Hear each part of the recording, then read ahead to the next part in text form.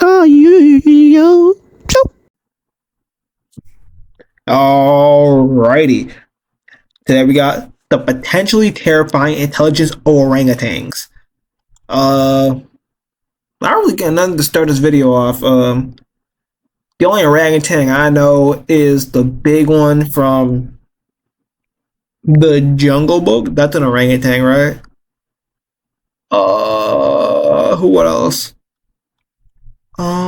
Giant ginger tree hippies don't always choose peace, but in 2014, one shocked scientist when she not only orchestrated the life canceling of another, she essentially hired a hitman to do it. The hair. Hold on, let me take my glasses off. I can't see. So you're telling me these gosh darn monkeys can send hits out?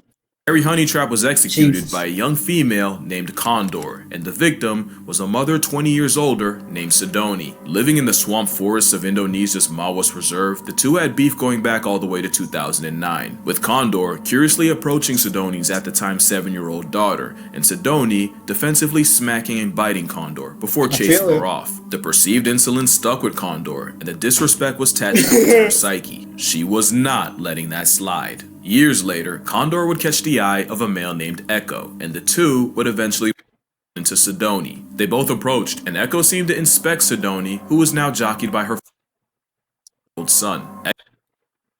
Well, let me read. Condor would catch the eye of a male named Echo, and the two would eventually run into Sidoni. They both approached, and Echo seemed to inspect Sidoni, who was now jockeyed by her 4-year-old son. Echo seemed curious in the mother, before losing interest and proceeding to mate with Condor. Oh. Right in front of Sidoni. Call it bachelor or power play, but either way. Ooh, you're up getting their cheek clapped in front of you? Oh, that's weird. When Sidoni tried exiting the situation, Condor escalated, ending the lovemaking and savagely beating Sidoni. But what blew researchers away escalated, ending the lovemaking and savagely beating Sidoni. But what blew So she got her nut off and beat up the op?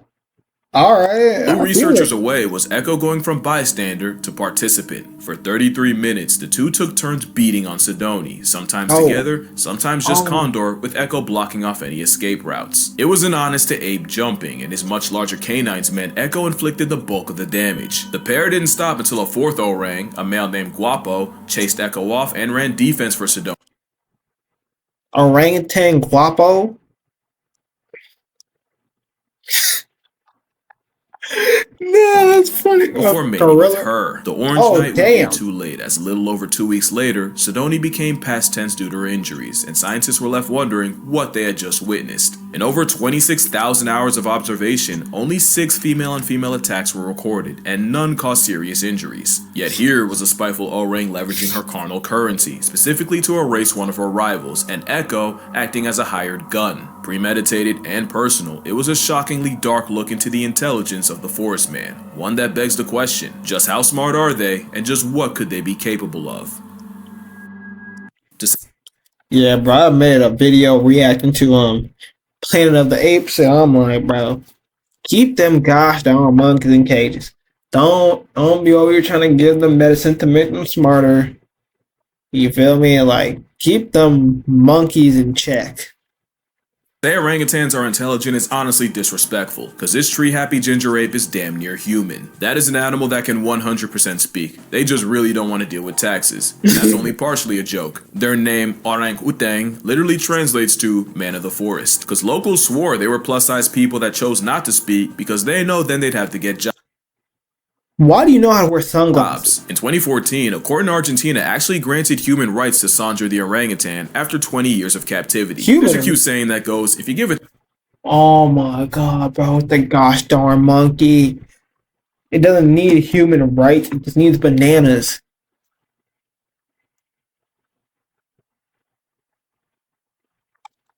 Chip a screwdriver, it'll use it as a weapon. A gorilla would accidentally break it. A bonobo would become the screwdriver, but an orangutan, he'd hide it, use it to dismantle his cage, and then let all his friends out. There's a bunch of reasons for this brainy Bigfoot, and one of them is them being the biggest mama's boys on Earth. No other mammal spends more time with its mother. except humans. In the up to and often over 10 years of being her shadow, baby orangs learn everything about how to orangutan. Not only that, but daughters often live around their moms even after having their own baby. This means orangutans are one of the few animals that have a legitimate culture, and what we see is a sum of generational wisdom passed down. In 2022, a notorious Sumatran male named Raucus was seen using a medicinal plant to help heal a face wound he'd gotten in a fight. The 30-something-year-old applied the chewed-up paste of the Orangutangs, an anti-inflammatory, antibacterial flowering plant traditionally used to treat malaria and So these monkeys got medicine too. All right. I suggest we lobotomize them. diabetes. Raucus applied the paste for 7 minutes until it covered his wound, and 5 days later, it was completely healed. It's not the first time we've seen animals self-medicate. Parrots will eat clay to detox from all the leaves, and elephants will apparently eat certain plants to induce labor. But what made Raucus so radical is the simple fact that they rarely eat that plant to begin with. There's more evidence of orangs self-medicating with the same plants used by locals, and it's likely this knowledge was taught, and not by humans. Mothers will even teach their young to have the same preferences for food, so that when they get older, they can forage in the same area without directly competing with all the other mother-child pairs. Another thing this citrus simian is smart enough to understand is calculated reciprocity. In this viral video, you see this man Vitaly trade snacks with a zoo orangutan. Not only did the hairy haggler refuse until he understood that he'd be getting something back, I swear you can see him check for zookeepers. If it sounds like a stretch, it's scientifically proven this untaxable entity understands the concept. 2 orangutans at the Leipzig Zoo in Germany were given 3 different tokens and quickly learned that they could exchange one type for bananas for themselves. The second token type would earn bananas for the other orang, and the third type had no monetary value whatsoever. At first, the female, Doc, had no problem exchanging tokens to get the male, Bim, bananas. But Doc realized Bim wasn't really returning the favor, so she became a lot less generous. That gave Bim enough of an attitude adjustment to start trading his tokens. Is that really smart or just general common sense? I think even like a what? Unless it's like a gold. No, I'm pretty sure goldfish would do the same thing too. If they realize they're being too nice, they'll be like, you know what? I'm not gonna be nice anymore if you're not gonna do anything for me. You know what I'm saying? Tokens more until their efforts became closer to equal. There's another story of a zoo orangutan taught to exchange any trash he found in his enclosure for a food reward. Except he then realized if he just returned the trash in pieces, that would just mean more food for him, which was unfortunate when the trash was someone's phone, and tragic when it turned out to be a formerly alive possum. But what exactly is it that makes orangutans so smart? Well, the superpower is how they learn. When orangutans are spending all that time with their mothers, they learn everything they need to by watching and copying. Even after they leave, young males will find an older, phalangeed male to use as a role model, learning how to be an alpha male by mimicking everything he does. Mimicry is how they learn, and that learning creates cultures. It's scientifically proven when resources are good, orangs spend more time around each other and more time peering, watching, observing the other orangs. It's not just people watching, it's gathering intel, and they don't just do it to each other. Yeah, it kind of does look too human. Something about those eyes. Orangs regularly learn things just by watching the humans around them. This male was seen. Nah, bro, it's like AI, bro. It's getting too smart. Why does it know how to use a saw? Attempting to catch fish after clocking locals doing it. And one female, Supina, tried starting a fire by dipping a glowing stick in kerosene, blowing on it. Bro, if this orangutan really made fire, bro, it might become a god to the other orangutans. And even rubbing it with another stick. But this shadow clone jutsu can be wildly inconvenient. Camp Liki is an orangutan research and rehabilitation reserve where the Auburn apes have plenty of opportunities to study humans right back, leading to the trend of orangutans untying canoes from the dock and stealing them, and not even triple or quadruple knots can discourage them. Fun fact, it takes about a 7-hour canoe ride to get to camp, so one documentary crew decided to save time with a speedboat. They lost that time after a redman stole the boat and left them stranded. The power of perception has taught O-rings how to breastfeed, drive. You just got boat checked by an orangutan. Nah, bro, it might be time to put them down, bro. They're over here robbing. Nah, bro, that's bad for the diaspora. And even saw wood, all from watching a human. It said O-rings have the intelligence of a 4-year-old, but I've yet to see a toddler that did its own laundry. Now you're seeing what I'm saying. Bro's smart enough to talk. wise enough not to. And she's only song like that so we don't catch on. But what if I told you there's an even higher level of intelligence they can get to? Deception. Deception requires foresight and anticipating the actions or thoughts of another party. That's where intelligence can get scary. If orangutans have the capacity to trick us, we're talking about a whole different ballgame. Which brings us to the story of Fu Manchu. Now we're talking about an orangutan outsmarting humans, and it happened He does kind of look like a Fu Man. in the 60s in Omaha Zoo in Nebraska. I know, nothing ever happens in Nebraska.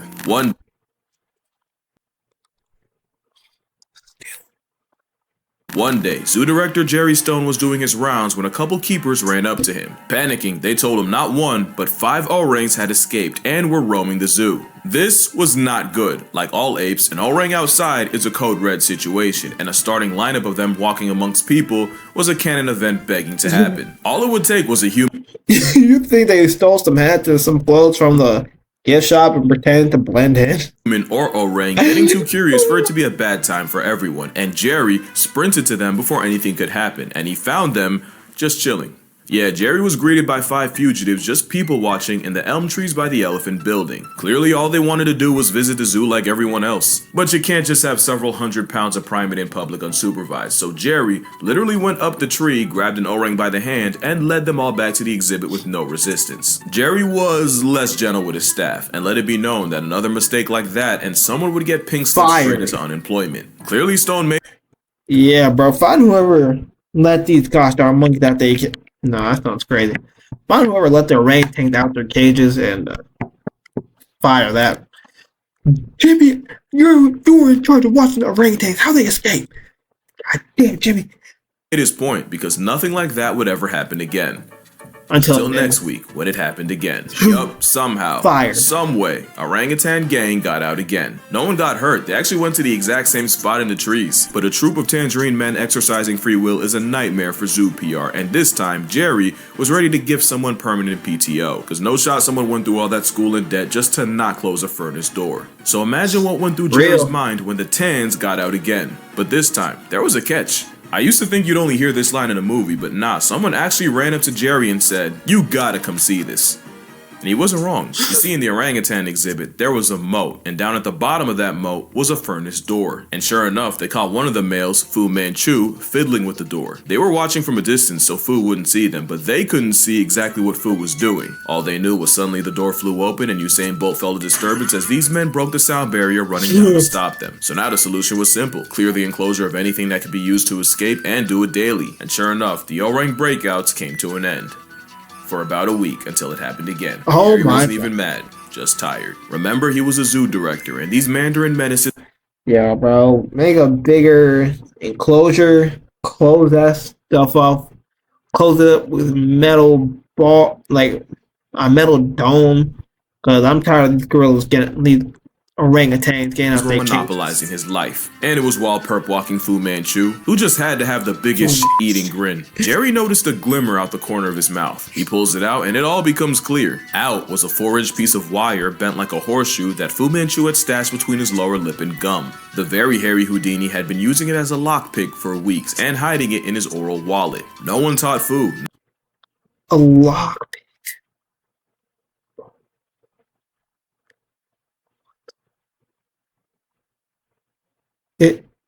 It was able to break open a cage. Bro, I can't even pick locks. What is going on, bro? Not only did he orchestrate his own emancipation, he had the foresight to realize he couldn't have the key out around keepers or else it'd get confiscated. Fu Manchu would be named an honorary member of the Locksmith Union of the United States, and Jerry Stone would go on to work with several other interesting apes, including a gorilla named Harambe. Fu Manchu wouldn't be the last, or arguably the most creative. 27-year-old Carter used a stick to short-circuit an electric wire, and then used a bunch of sticks as a ladder. Guess what? What are they teaching these orangutans, bro? I'm not even being funny in this video. It's like, first it's just over here escaping, chilling at the zoo, and now it's tampering with electricity. What is going on? ladder to climb out her enclosure. She then just sat and enjoyed the view for 30 minutes until her keepers pulled up with tranquilizers, at which point she just went back in. Last year, Kimbali broke out of an $11 million habitat in Toronto by cartwheeling past a wire barrier. Mind you, that habitat opened up the summer before. Bro flexed on them 11 million ways. The important thing is, in none of these cases do you see an orang get out with malicious intent. Most times they just cosplay as people. But what if one did have beef and use his powers for malfeasance? This is Ken Allen. It's the most famous name in orangutan lore, and you wouldn't even know the name if his mother Maggie had succeeded in smothering him before he even got it. He named after the two zoo officials that would raise him instead, Ken Willingham and Ben Allen. As a baby, he'd soft launch his shenanigans by regularly unscrewing the bolts of his crib and dismantling it. And once he got too big for a crib, keeper Joanne Thomas would take him around the zoo in a stroller, a decision that arguably cost the zoo thousands. 5 days after moving into his new enclosure, June 13, 1985, Ken climbed a wall and got out. Years before, folks caught Ken building a DIY ladder out of some branches. One thing I didn't mention is living in the trees full time means orangutans literally make their beds every single ladder and bed making. Alright. night. Up to 20,000 in a life. Clearly the craftsmanship carries on. Ken Allen spent his freedom wandering the zoo, taking pictures with patrons, before getting escorted back. Not a great thing to happen. So you're telling me he just broke out and was in pictures like the orangutans? OT. But no one got hurt, the wall he scaled got extended, and surely this wouldn't happen again. July 29th of that year, Ken found a way out again, but this time, his intentions weren't pure. You see, there was another orang, Otis. Ken did not like Otis. Ken hated Otis. He hated him so much that they actually had to be separated because orangs might be an endangered species, but as long as they are roommates, Otis was an endangered individual. So when Ken escaped a second time, he went straight for Otis's corner and chucked rock.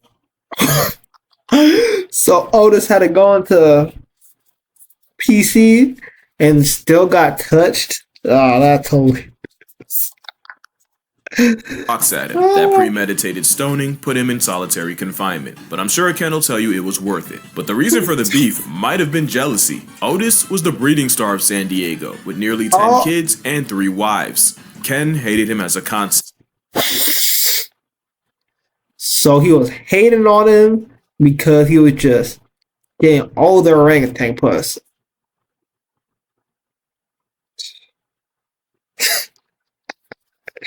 Oh, bro, this monkey's funny. So the zoo gave him 4. And of course that backfired, when Ken started teaching them how to disrespect infrastructure too. One day, someone left a crowbar in the enclosure, and instead of using it while everyone watched, he just tossed it aside, like he didn't even care. An actual orang move, except he threw it to a female named Vicky, and she used it to pry open a window and free them both. Also, Otis was has to tell his girl and told her, open my window for me, woman. the only victim. Apparently, he took offense to a TV crew filming a documentary on gorillas and pelted them with rocks until he ran out of rocks and started using cannonballs from his colon. Ken was so crafty, boys would only have a chance of studying him if they dressed like regular guests, cause Ken would never incriminate himself if someone in uniform was around. Ken would break out a few more times, never hurting anyone, except Otis. He did once approach a child and mumble, "No one will ever believe you," before walking away, and if you doubt that, your disbelief makes his legacy stronger. His legacy was he cost the zoo over $40,000 in zoo enhancements, undercover surveillance, He's one of the ones you gotta let back in the wild, bro. It's not worth it. He's over here breaking out of stuff, costing you money. Like, I know y'all love animals. Y'all probably pretend to be vegan too, but some animals just need a, you know what I'm saying? wiring, and even hired rock climbers to find every possible finger, foot, and toe hold. But he likely made that back and more, with all the PR Ken Allen brought to the zoo, just by being himself. But except for Otis, who, let's be real, must have done something to deserve it, Ken Allen never used his intellect to inflict violence. Bro just wanted a vibe. But what could an orang with a human grudge do? There's a story of an orangutan actor hating his trainer and waiting until the two were alone up in a tree, where Pierre strangled his human op and threw him to the ground. But the only Damn, bro, they really do be just like us for real. It's like he didn't want to, like, he wanted plausible deniability of You know what I'm saying? He slips. Like I don't know how my fingerprints ended up around his neck and he just ended up suffocating. I don't know. I couldn't tell you what. Proof is the obscure article I couldn't find a source for. Plus, Pierre was probably in the right. Now, Joe's revenge was more than just a story. Joe was an orangutan that appeared in over 100 movies by 1919. This was a time where there were no laws against capturing, selling, and even killing wild orangutans. Universal Studios would take full advantage, and as cute as he was as a toddler, things changed once he became a teen. There would be several incidents with Joe, including a lawsuit where a security guard claimed Joe had mauled him with over 40 bites. There was another time he escaped, and when police pulled up to catch him, Joe stole an officer's gun. But the most infamous case was Why you won't let a monkey steal your gun at the police officer, bro? I hope that guy's fired. Bro, he's a monkey. He don't got the human brain, and you just let him get close enough to steal your blick. Joe breaking out of the Universal Zoo, serving straight chaos for 3 days, and even releasing 15 wolves and his elephant friend Charlie on the way out. But Joe did seem to have a code. Not only did he never attack women or children, he'd often defend them. One scene had an actor pretend to spank a child, but because Joe don't play pretend with the little ones, the orang went O-line and leveled the guy. Cut! Someone control this monkey. Another scene had Joe's character help rob a lady, but when good guy Joe saw the villain looming over her, Joe folded his clothes, with him in them. By 1924, Joe was retired from show business after being deemed too dangerous to work with. Yeah, I ain't gonna lie, it's Team Joe over here. But there's an even darker side to orangutans, so dark that I'ma just drop this. Hey, I need a hot and ready pizza. I'm racing against the clock. Thanks. Sorry. Here's an ad while you consider your options. Birute Galdeques is a primatologist and one of the leading experts on orangutans, and in the 70s, she arrived at Camp Liki in Tanjung Putin National Park, where she was immediately warned by native Indonesians that some male orangutans can find humans attractive and occasionally physically. Did she get taken by a monkey?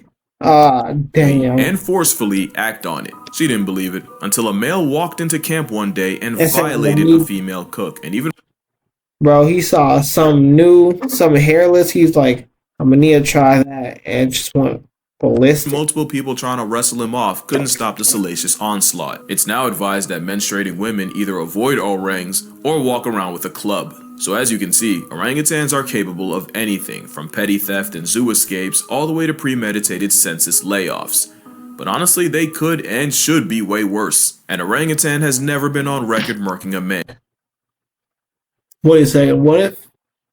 I know it's a crazy thing just to talk about, but would they be able to have a kid? Because...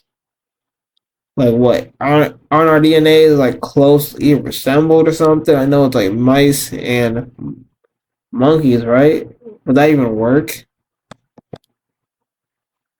And some have had very good reasons. Joe Martin had every good reason, and the fact that he died with no body says more about his kind. The strong mom bond means Joe's mom was almost certainly destroyed for him to be taken. Joe suffered all manners of neglect, including electrical burns from wires, eye damage from the constant stage lights. He was given cigars and alcohol which ruined his health, and he was even knocked out by former heavyweight James Jeffries. All without never really interacting with another orang. Joe going through all that and never severely maiming someone is our entire relationship with orangs in a nutshell. We have done far more to them than for them, in worse ways than you think. I can't even say what this one went through, just know her name is Pony and her story is not for the weak. Orangutans as a whole are a victim of humanity, and the worst part is what happens when they're gone. Once all the orangs in an area are gone, all the generational knowledge of how to live there dies with them. It's not just a species, it's an entire culture that goes extinct, with no way of bringing it back. So what can you on your phone, computer, or TV do? One is obviously support an organization that helps with... Well, if that is the end of the video, at the end of the day, bro, I did not know orangutans were moving like this. So, be nice to orangutans, I guess. You know what I'm saying?